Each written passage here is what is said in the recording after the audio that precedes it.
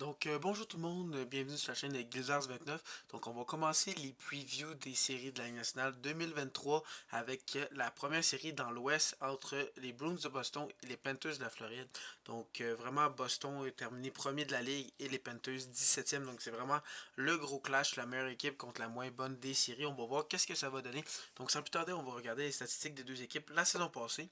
Pas mal toutes les statistiques sont à l'avantage de Boston. Premièrement pour les points. Le meilleur pointeur de Boston est David Pastrnak avec 113 points. Vraiment, il a connu une saison exceptionnelle. Vraiment, avec 61 buts, c'est triste qu'il ne gagne pas le Rocket parce que McDavid a eu 64 buts, mais vraiment une saison exceptionnelle. Troisième dans les points à égalité avec Kucherov. Vraiment une excellente saison. C'est ça, on voit un énorme drop avec le deuxième qui est Brad Marchand avec 67, mais il a manqué une dizaine de matchs, donc il y a quasiment un point par match.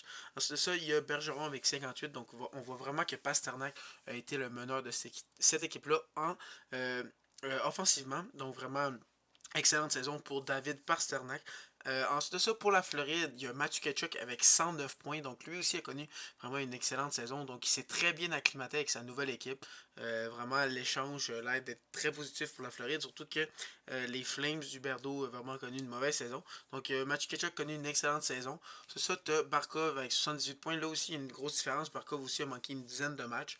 Donc, plus qu'un point par match. Et une très grosse surprise à la défensive. Je m'attendais, mais vraiment pas à ça. Brandon Monto avec 73 points. Vraiment, il a été un pilier à la défensive. On pensait que ça allait être Brad, mais non, ça a été Brandon Monto.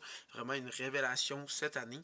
Donc, ensuite de ça, pour les gardiens de but, vraiment, c'est là que ça va jouer aussi. C'est vraiment les gardiens de but de Boston ont vraiment été incroyables cette saison. Les deux gardiens ont été fantastiques. Hallmark a connu une des meilleures saisons que j'ai vues depuis que j'ai regardé du hockey.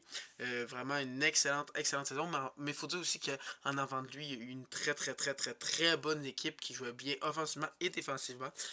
Hallmark a eu 938 pourcentage d'arrêt avec 42,4 de goal save above expected, ce qui est fantastique. Ensuite de ça, il y a Jeremy Swayman qui lui aussi a été très bon avec 920 pourcentage d'arrêt et 24,0 de goal save above expected. En plus de ça, Hallmark n'a pas juste été bon dans les buts, il a aussi marqué un but, ça faut le spécifier, c'est très bon. C'est très rare qu'on voit des gardiens marquer des buts.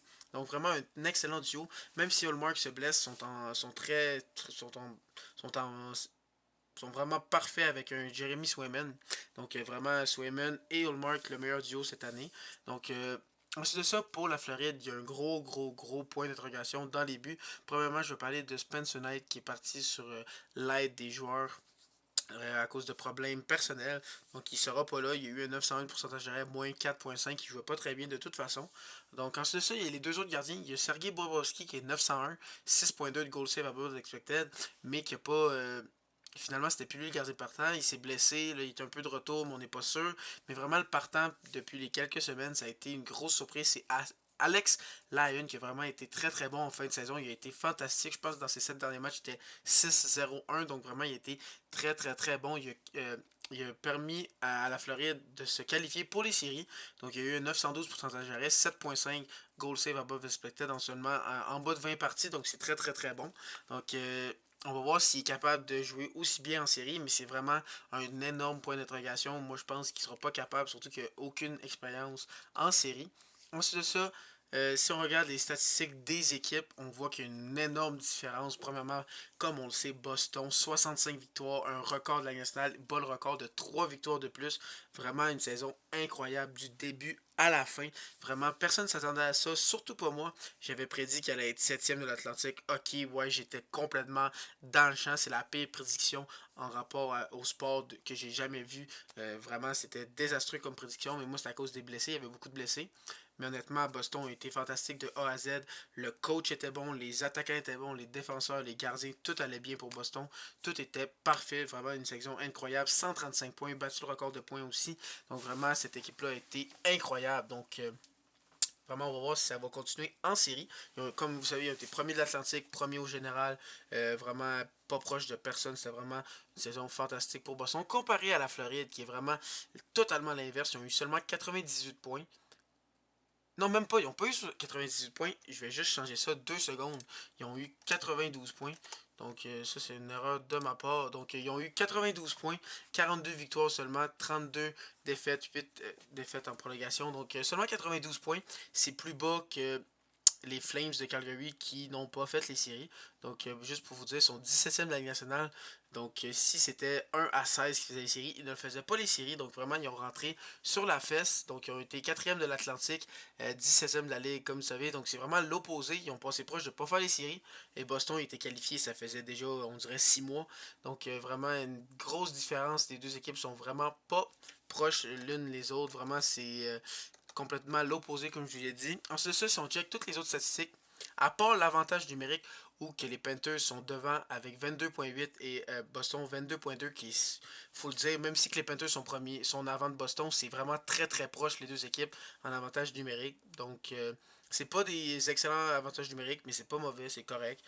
Et le désavantage numérique de Boston était juste incroyable. 87.3 premiers. Donc vraiment, ça, c'était juste fantastique, honnêtement. Même si Boston prend plein de pénalités, ça serait pas grave parce qu'ils sont vraiment très très bons au désavantage numérique comparé à la Floride qui sont pas très bons, qui était 15e de la ligue avec 79.7. Donc vraiment, ça c'était décevant pour la Floride.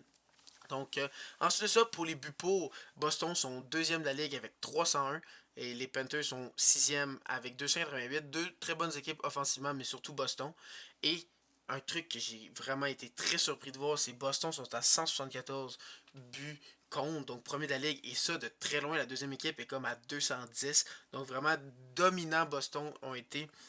Surtout défensivement, les gardiens jouaient bien, l'équipe jouait bien, le désavantage numérique, tout était parfait. C'est quasiment 100 buts de moins accordés que la Floride, qui sont à 272, 21e de la Ligue. Donc vraiment, la Floride a eu de la misère à ne pas accorder de but. 21e de la Ligue, c'est vraiment mauvais pour une équipe en série. Vraiment désastreux pour les Panthers. Donc moi je pense que ça va être un très gros facteur. Ça va peut-être être des gros matchs offensifs, surtout pour Boston, parce que honnêtement, la Floride, défensivement, c'est très difficile. Donc, on va aller voir les alignements des deux équipes pour voir qu'est-ce que ça ressemble pour la série. Donc, premièrement, pour Boston, l'alignement est Marchand, Bergeron, DeBrusque, un très bon premier trio qui sont capables de jouer dans les deux sens à la patinoire, vraiment un trio qui est capable de tout faire. Ensuite de ça, tu as un deuxième trio de Pavel Zacha, David Krejci, David Pastrnak. Krejci et Pastrnak ensemble ont bien marché tout le long de la saison. Pastrnak, comme on le sait, une saison incroyable. Si McDavid n'avait pas été un surhomme, probablement que Pastrnak aurait été un des favoris pour le trophée Hart. Ensuite de ça, pour le troisième trio, un excellent troisième trio, selon moi, Tyler Hall, Charlie Cord et une très bonne acquisition au deadline, Tyler Bertuzzi. Donc vraiment un très bon top 9 pour Boston. Ensuite de ça, un quatrième trio vraiment physique qui est capable de te déranger, jouer physique, se battre. Donc Trent Frederick, Thomas Nosek et une acquisition deadline Garnett Hathaway. Donc vraiment deux très belles acquisitions en attaque, Albert Bertuzzi et Hathaway. Ensuite de ça, en défensive, une acquisition que Boston a faite, Dimitri Orlov, très bonne acquisition avec Charlie McAvoy. Donc une très bonne première paire. C'est ça, Hampus Lindholm qui a connu une excellente saison, surtout au début de saison quand Charlie McAvoy, Lindholm a vraiment pris la place de défenseur numéro 1. C'est ça, il y a Brendan Carlo, Matt Grizzlick et Connor Clifton. Donc une très belle défensive qui sont capables de jouer dans les deux sens de la patinoire. Ensuite de ça, leur point fort dans les buts, même si Ullmark ou Swayman se blessent, ils ont deux excellents gardiens, donc ils n'ont pas ils ont pas peur avec ça. S'il y en a un qui joue mal, ils seront pas effrayés de mettre l'autre parce que les deux ont connu des saisons incroyables. Donc ensuite de ça, on va aller voir l'alignement des Panthers. Donc l'alignement des Panthers, selon moi, est vraiment pas proche de celle de Boston.